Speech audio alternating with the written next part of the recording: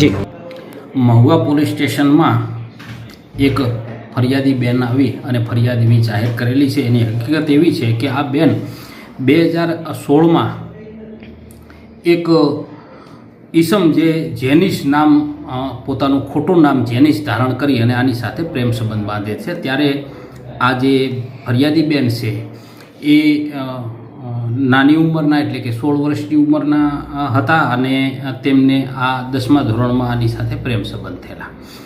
ત્યાર પછી એની સાથે અવારનવાર એની મરજી વિરુદ્ધમાં એણે એની સાથે શારીરિક સંબંધ બાંધેલા અને છેલ્લે એ 7/11/25ના મળેલ ત્યારે પણ એની સાથે શરીર સંબંધ બાંધેલા. મીનવાઇલ વચ્ચે એને ખબર પડી કે આ જે જેનિશ ખોટું નામ ધારણ કરેલું છે એનું નામ ખરેખર ઓરિજિનલ તો બીજું છે અને એનો ધર્મ પણ બીજો છે. એ દરમિયાનમાં આને ગર્ભ રહી જાય છે અને આ જેનિશ છે એ દવા લાવી અને એનો ગર્ભપાત પણ કરાવે છે.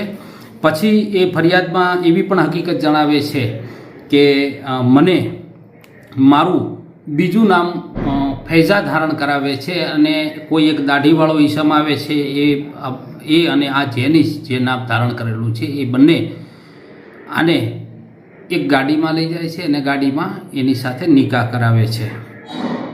અને પછી આના ઘરવાળાઓને ને એના ભાઈને ને બધાને ખબર પડતા અહીં ફરિયાદ દાખલ કરવામાં આવે છે. આગળની ફરિયાદ BNSની અલગ અલગ કલમ અને એટ્રોસિટી એક્ટ મુજબની અમે ફરિયાદ દાખલ કરેલી છે. એની તપાસ આગળની અમે ચલાવી રહ્યા છીએ અને આરોપીને અત્યારે એને રાઉન્ડ અપ કરેલો છે અને એની પૂછપરછ ચાલુમાં છે. પૂછપરછની અંતે એને અટક પણ કરવામાં આવશે અને એક આરોપી જે દાઢીવાળો ઈસમ જે એણે કીધો છે એના માટે અમે 2 ટીમ અલગ અલગ મોકલેલ છે. જે બંને ટીમો આગળની હકીકત ખરેખર શું છે એ પણ શોધી લાવશે અને આ આરોપીને જે ખોટું નામ ધારણ કરીને પ્રેમ જાળમાં દીકરીને ફસાવી છે એને વધુમાં વધુ કડક સજા થાય એવા તમામ પુરાવા એકત્રિત કરી અને કોર્ટ સમક્ષ રજૂ કરવામાં આવશે અને એને કડકમાં કડક સજા થાય એવા તમામ અમારાથી પ્રયત્નો કરવામાં આવશે.